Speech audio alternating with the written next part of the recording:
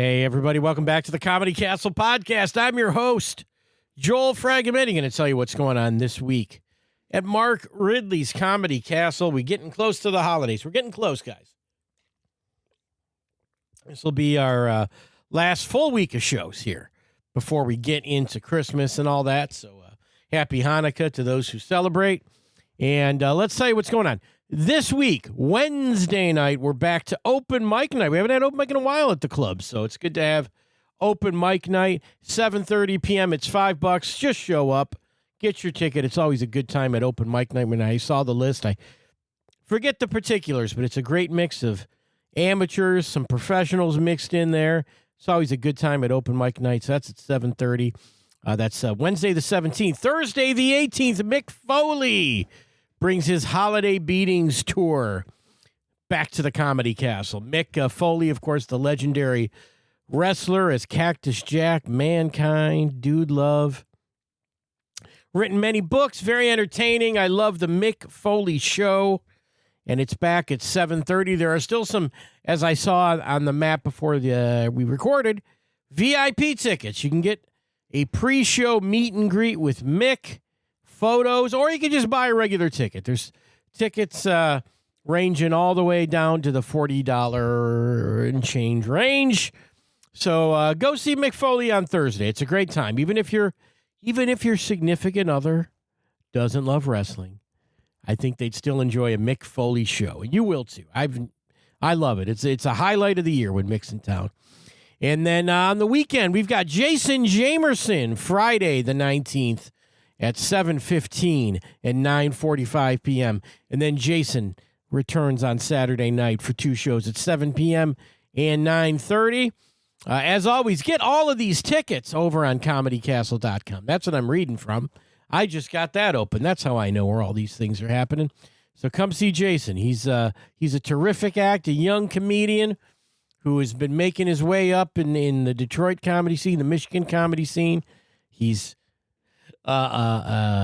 is clean for the most part. We talk about it in the interview. I did interview Jason. You'll hear that in just a minute or two here. He's relatively clean, but he's got attitude. You know, that's the thing. He's not some softball guy up there, Jason. He's got opinions, and he tells you those opinions. But he's a nice dude and super funny. It's his third time headlining this club, and it's going to be great. So come see Jason this weekend. And lots of Christmas parties too. Bring your friends and family out. We had a lot of office parties. Had those guys last weekend out there, and then fun times for Dave Dyer. Thanks to Dave again for doing the show. It's always great having Dave on. Fun week. Andrew Yang killed it, and Dre Murray got it started strong. You gotta like Dre Murray. Make some noise. He came to Dre Murray. You're still hearing Dre say, make some noise. He must say, make some noise 50 times in 10 minutes, but we love it.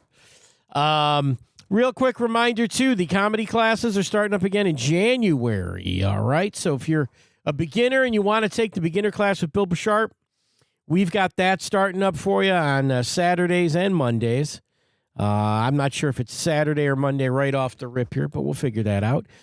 We've also got my advanced comedy class. That's right. Me, Joel Fragamendi, is going to teach you how to be a professional working comedian in my 6-week seminar there. So if you've done the beginner class or if you've done some comedy and want a little more experience, learn how to do it on a professional level, that's what the advanced comedy class is for. Tam White's got improv starting up again in January. So any of those classes, call the club at 248-542-9900 and inquire about the comedy classes that start up. Mine's January 10th. I don't know the exact dates of the other ones, but I start up in January 10th. That'll go into early March is the graduation showcase for that one. If you got any questions, joelthecomic@gmail.com. I'll get back to you, all right? Send me a message. Send me an email, whether it be about the show, whether it be about the comedy classes, anything. Come on now. All right, Jason Jamerson's going to join me here. We had some Lions talk. We did this hours after the Lions lost on the Sunday game to the LA Rams. So there's some tough talk about the Lions in here. He also tells us what kept him out of action. He was down with a bad foot, and he'll tell you what went on there. And I had a lot of questions, and I still don't know if I understand all of those, but it's good stuff. He did the thing. He told me why. And what else did we talk about? A lot of stuff, humble guy. Went out, took a job at Target. He'll tell you what happened there.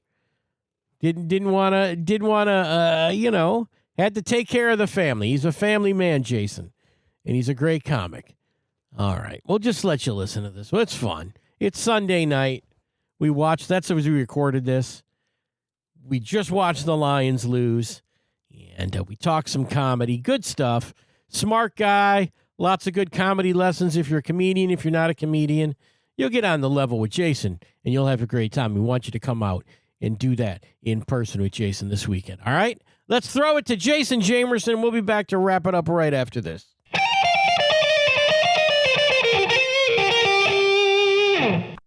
Ladies and gentlemen, on the other end of my line, it's a pleasure to welcome back to this show in the Comedy Castle, Jason Jamerson. How you doing today? What's going on? I'm all right. I'm strong, all right. The Lions lost, so Lions lost today. We're recording this Sunday night after the Lions defeat. What can you do? Yeah, they played well. That defense couldn't stop them. That's the story. Their defense couldn't stop a nosebleed right now because there so many backups or whatnot. Now, I will say they played a lot, but I just knew Puka Nacua was going to score every touchdown in the world. But he had a great day, and look, Lions. I mean, amazing offense performance today, even late. Yeah, the third quarter was the quarter. To be forgotten. But other than that, that game goes out to all the Jared Goff haters out there that think we need a mobile quarterback. Let's look at where all the mobile quarterbacks are right now. We got Lamar Jackson probably not making the playoffs. Mm-hmm. Patrick Mahomes got hurt being mobile. Chiefs are out. Not making the playoffs. The Chiefs are not making the playoffs. Who else we got? Jaden Daniels out. Mm-hmm. So, let's just be appreciative for Jared Goff that we have. Yeah, let's go Jared. Come on. We love Jared. Nothing. Can't hang anything on him this year. Not at all. Can't hang not it on at him. all. Not at all. Not logically, at least. But it was fun. I felt like a playoff game today, kind of because it was. It was fun. It was a playoff game, and ironically, we lost by the touchdown that they gifted the Rams. Yeah, that was interesting. But hey, what are you gonna do? Yeah. The lines against the refs. That's the NFL's oldest rivalry. Since I was a young boy, a little boy, sitting on my grandpappy's lap watching the Lions. It's always been the Lions versus the refs. But well, like you said, what can you do? I might have to try out. At my ripe age of 37, I might have to go ahead and. Okay. Phillip Rivers can do it. He came out of retirement. Phillip Rivers is back. Yeah, look at that. Phillip Rivers came out of retirement at 44. I think I can get my first NFL game at 37. What did you do? Did you play in high school or college? What did you play? I played Madden. Yeah, I played a whole lot of Madden. I played Madden. Back when in college, I played the college football as well.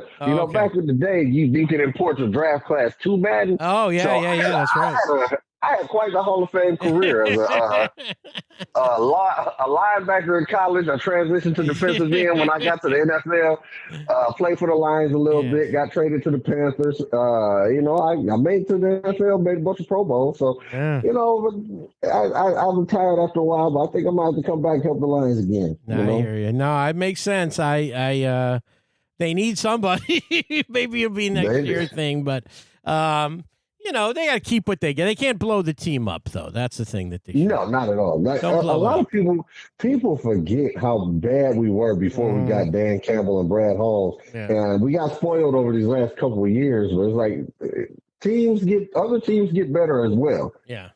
There hasn't really been too many super juggernauts that just continuously outside since Tom Brady has retired. There hasn't been too many super juggernauts that are legitimately good. Some may say Kansas City, but they had the referees on their side for the longest as well. So, Yeah, it's fun when the weather gets cold, and boy, is it awful this week. No, absolutely. That it's great to have the Lions in competitive games in December for the first time. That's another thing. We still have a winning record technically, so it's. Well, the games will be meaningful, at least the next one, and maybe the one after that if they win. But worst case, as long as we beat the Bears, I hate the Bears. So if we don't make it to the playoffs, as long as we keep the Bears out of there, I'll be all right. There you go. But a big week, Comedy Castle. Come on now, you've done this before. You made your debut. I don't know if that was the summer of 24, maybe for you. 23. All right, there you go. 23 came back last year, and this is the hat trick. This is the third. Okay, I thought it was 2, but it's 3, and that's my mistake. But I mean, what a run you're on, young man. And I love it. I love it. I love the Comedy Castle. It's my favorite place to perform. I love the staff. I love the crowd is always good. And, it's always a good time. Yeah, you're gonna have the. It'll be Christmas parties this weekend. This is holiday party time, man. We had it this past weekend. Let me tell you. And I hope they're ready because this has been a year. I got some things to talk about. All right, let's go. And let's give them a preview. I've had quite the year. I had to work at Target while I'm supposed to be boycotting Target at the same time. That was. I felt like such a traitor until I seen so many other black people in Target. I was like, wait a minute, you guys aren't boycotting at all. I don't even remember why. But why were black people? Remind me why black people were boycotting Target. Because they decided they were going to announce that they were getting rid of all of their DEI programs. Oh, okay. Which, yeah. For the Trump. Yeah. If we're being honest, DEI was really made for white women, but right.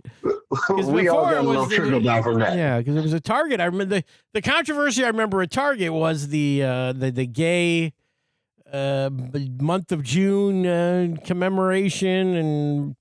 Conservatives didn't like that. Now liberals don't like Target. Oh my goodness! Yeah, Target is known for being super inclusive, and then all of a sudden they say, "You know what? Enough of this." So it was.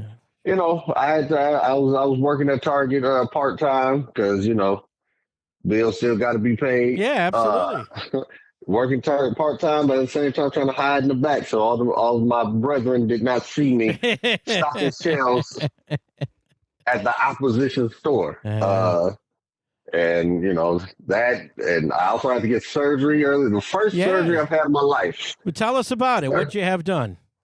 I had a surgery that I didn't even know existed. I had to get my flat feet fixed. Oh, really? Interesting. Yeah, I got an arched foot in my left foot. Well, one of my feet. I have an arched foot now, and the other one is still flat. Okay. And I don't know if you know this, but 99% of black people have flat feet. Really? And we had no idea that we could get them fixed. I've never heard of it. I guess it's fine. I don't know. What's crazy is there's so many, like when I announced it on social media, there were so many white people who said, "Oh, I got it. You're gonna love it. I'm like, why didn't you tell me that this was a thing?" Really? Like every black person was like, "Oh, tell me how it goes, because I might need to get it myself." And they were saying it like it was a new pair of shoes or something. "Oh, I need to go get this surgery myself." Like it's still gonna be a problem. So I got surgery. I was down for 3 months. Yeah. I was on the couch, literally just on the couch for 3 months. And that was not fun at all. Yeah, 'cause you pride yourself on being in great shape and personal training and all that, and to be down with a foot for months, that's tough. Yeah, being active. Well, the worst part was me trying to be a logical person and being like a good husband and father. Yeah. Saying that I'm going to wait till after school is out so I can. To get this surgery so I can, don't have to worry about my wife taking up so much of the responsibility of taking care of my daughter. Mm-hmm. And what I did not realize was I was getting surgery in the end of June. So the entire summer, I was on the couch. And I immediately was regretting that. I said, you know what, next time she's going to have to figure out this school situation because I refuse to lose another summer. Yeah. They're going to do the other foot? Oh, absolutely. I can't walk around with mismatched feet. Well, wait, okay. Well, tell me now, just because maybe this is something somebody's dealing with themselves. Mm-hmm. What is the benefit? I mean, like having flat feet, I know can be painful and all that stuff, but what is the benefit to just having the arch surgically put in?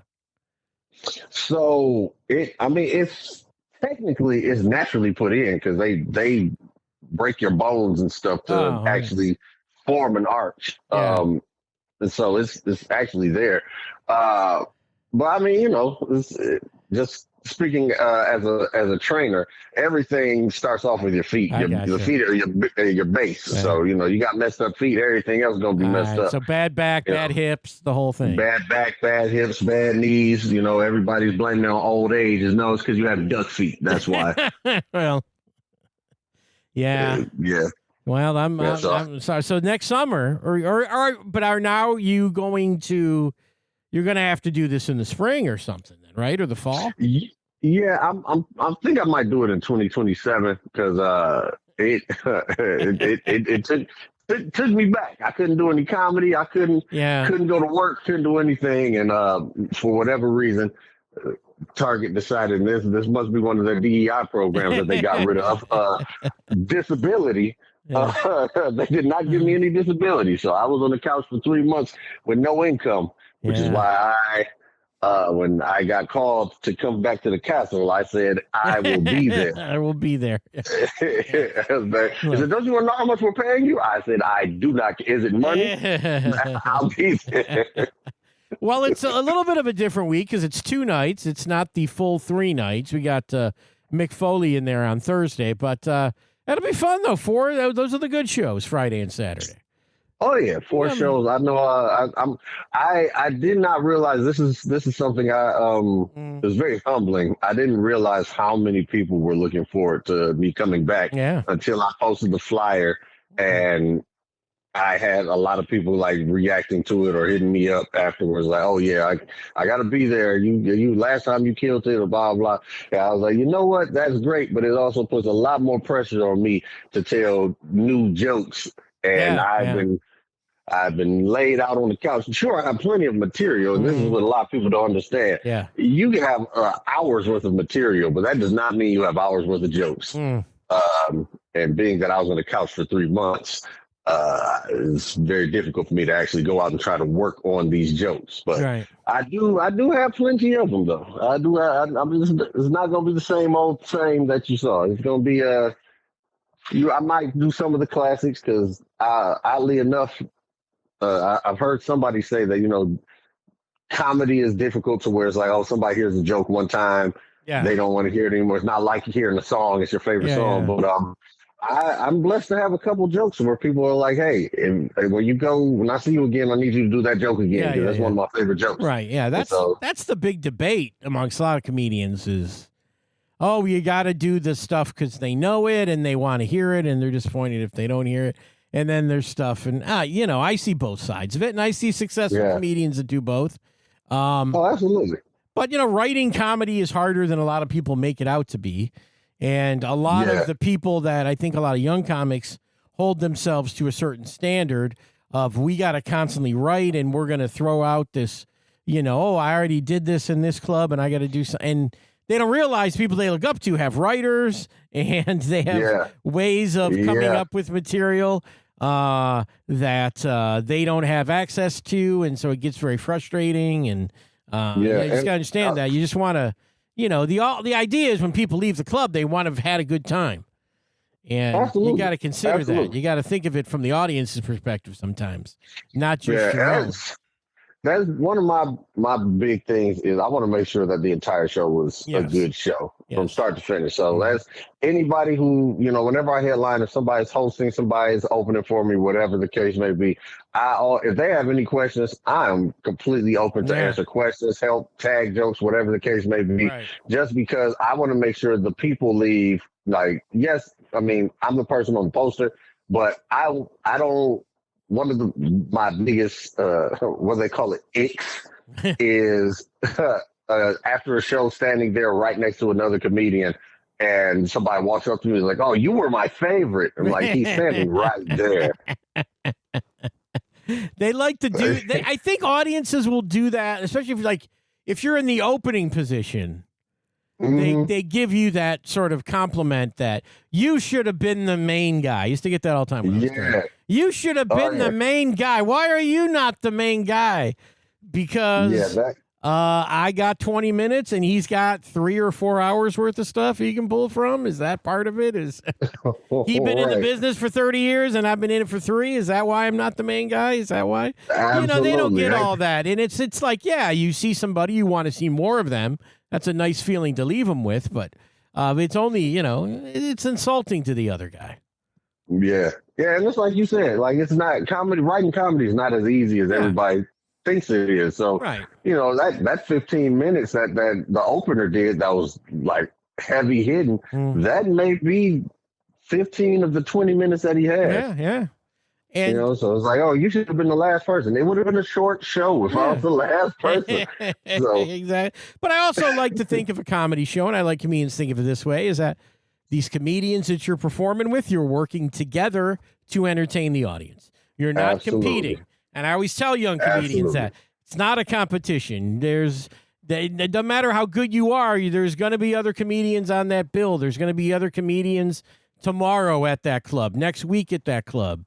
100%. You go to that theater, people are going to want to come back in a month or 2, and you ain't coming back for a year. So there's always going to be room for people. Yeah, absolutely. It's never come. I haven't talked to too many. I've been kind of out of it for this year a lot, but I haven't talked to too many comedians, like newer comedians this year. But whenever I do, I tell them, it's run your own race because there's room there.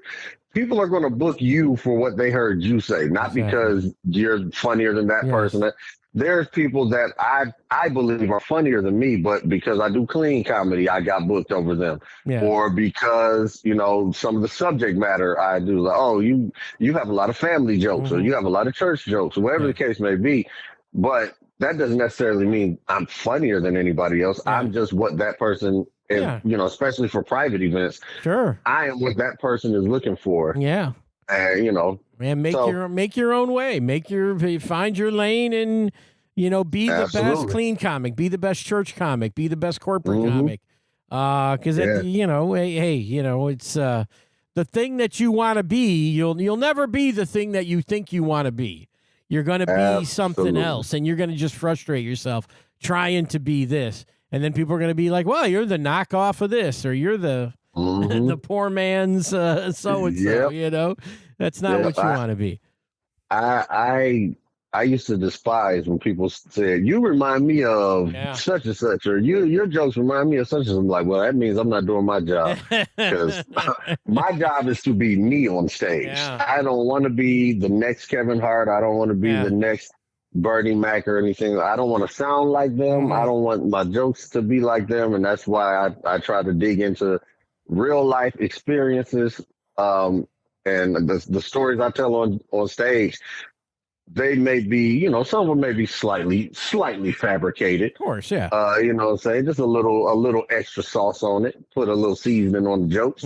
But they all are, the base of the joke is all a true story. Yeah. Like it all comes from a place of honesty, truth, and something that actually happened, which is, honestly, I feel like that's when I really started growing as a comedian, is when I actually started talking about me, digging into. That's what you got to do. Digging into childhood stories or, what, like me, I'm not the only married comedian, but some of the instances that happen, to me and how I reacted to them as me, instead of trying to be like, oh, everybody goes through this. I'm just going to talk about this. Yeah. And, don't you hate when your girl goes through your phone? Da, da, da. Like,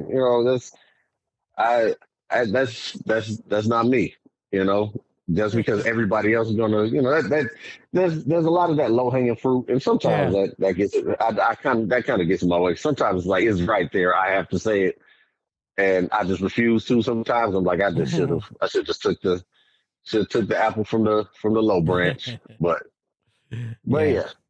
But you keep it so funny, man, and the energy, and you're likable, which is always a great thing for comedians, to just naturally be, a guy on stage smiling who's not all angry. Oh yeah, that's a great thing to be. Listen, if you don't enjoy what you're doing, you're not going to keep doing it. And so I enjoy telling jokes. I enjoy making people laugh. I enjoy bringing, changing somebody's day. You never know what somebody in the crowd is going through, what they went through earlier that day.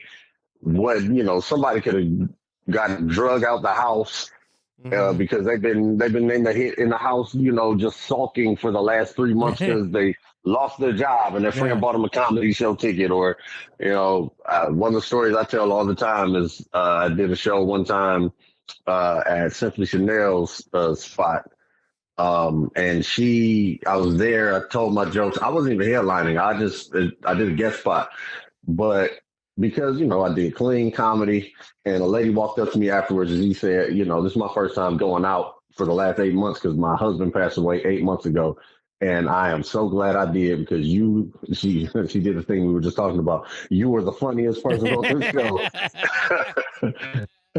And next time you go to a show, you do a show, what's your social media? Because I'm going to be there. And, you never know what somebody's going through.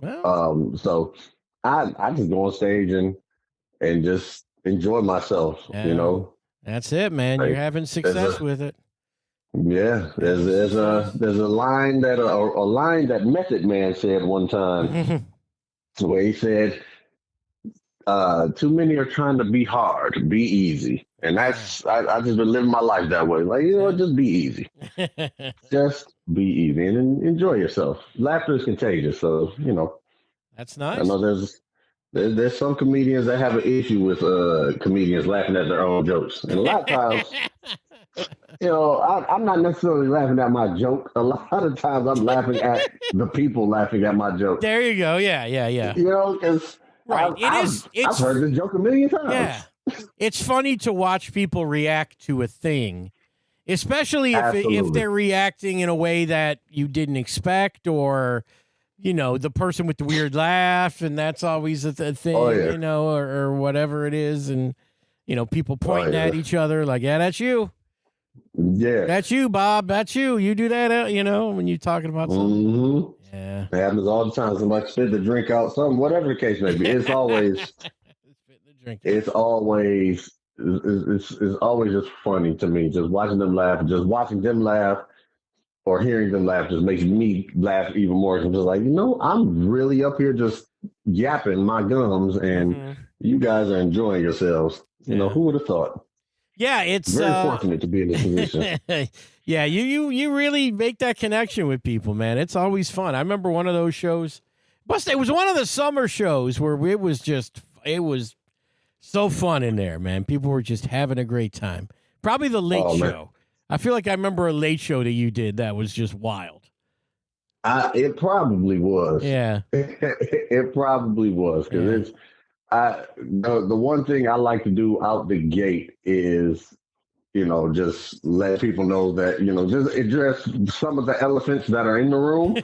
And the late shows, typically they're more rowdy or whatnot. Yeah. So addressing the elephant in the room is like, for them, they're like, oh, wow, he went there already. Especially being, the Castle being in Royal Oak, one of the first things sometimes I'll go up there and say, what's up, white people? They're like, yeah. So they start laughing. I'm like, yeah, I understand that I'm black, you guys are white. That's out the way. You guys can listen to me talk and not have to be surprised at how I talk, and what are the things, some of the things I say. Yeah.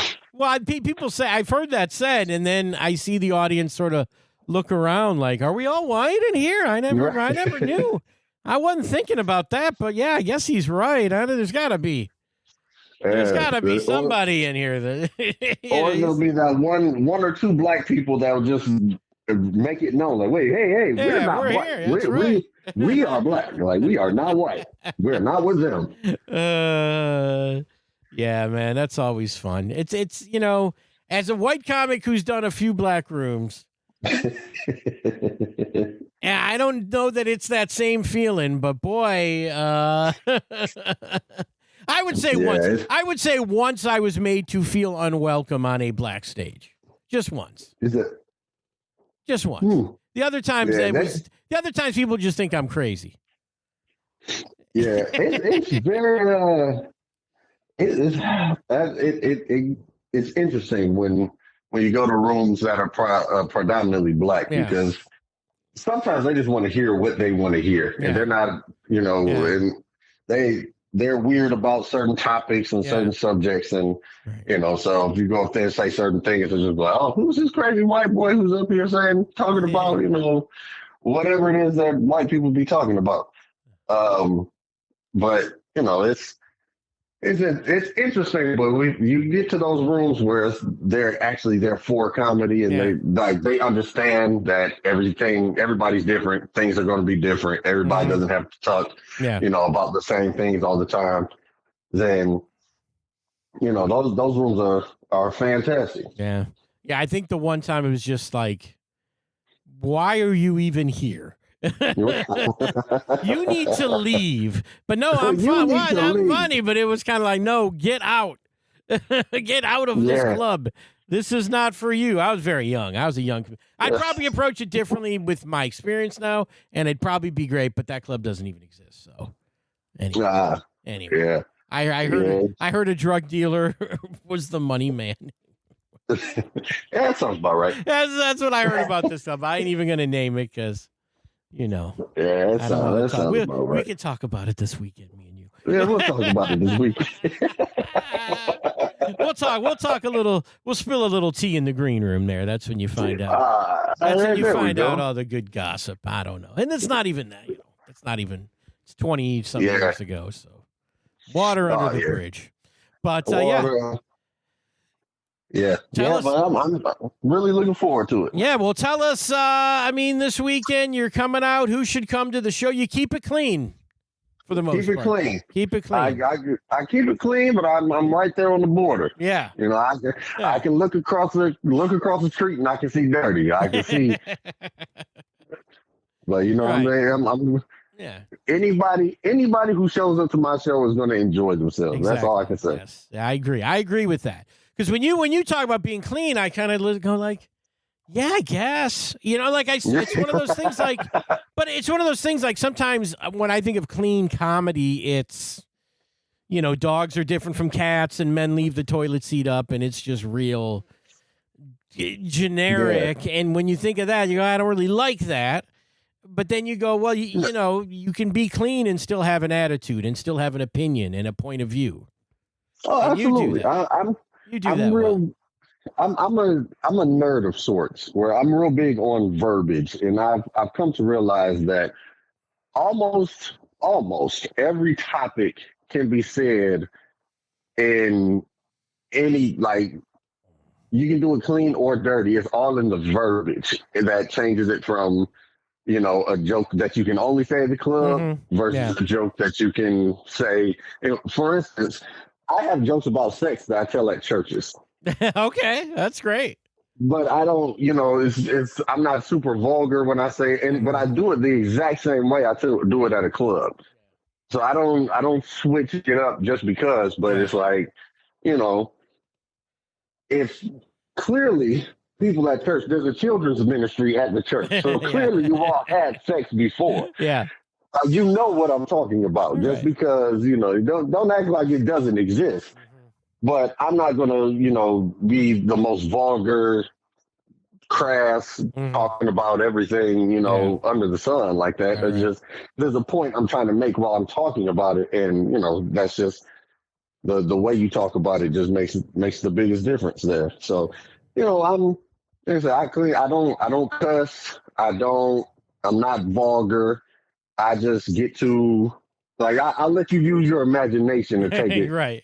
to a certain level, but I'm not going to take it there myself. Right. You'll know what I'm talking about. I'm just not, They are your dirty thoughts, not exactly, not mine. It's like Inception. Exactly. Oh man. Hey, listen, man, it's going to be a fun weekend, Friday and Saturday night with Jason. You got to get out there. Come on out. We're going to have the weather is supposed to be much nicer next weekend than this weekend. So I'm really looking forward to the shows, get people out there, get some holiday parties in there. make fun of the boss, do all that stuff. You know how it goes. Oh yeah, that's my specialty. There you go. It's going to be a fun one. That's my specialty. Well, that's why they brought you in for this one. That's what I'm thinking. They brought in the right guy because it's going to be a good time.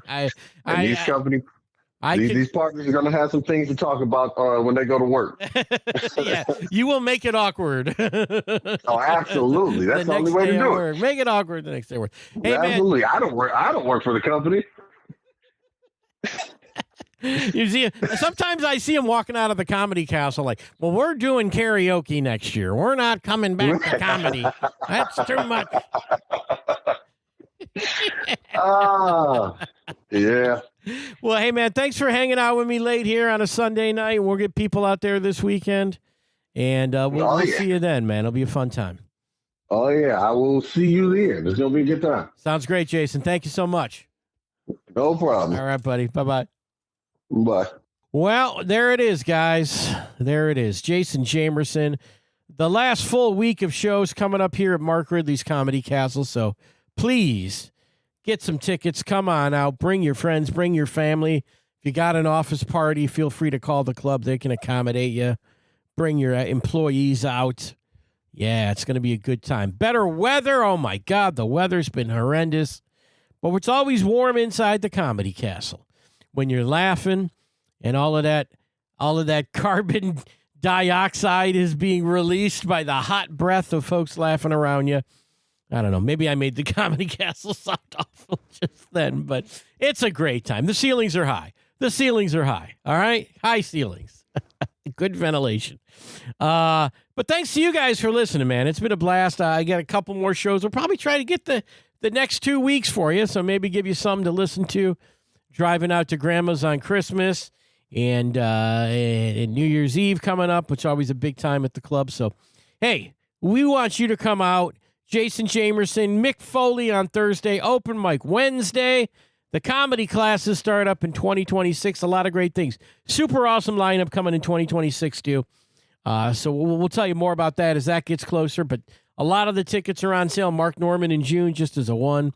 Hey, let's get out of here. It's too much. You need to just come. You need to just come and watch. Come see comedy. You'll love it. Great times. Thank you for listening. We'll catch you next week. Bye-bye, everybody.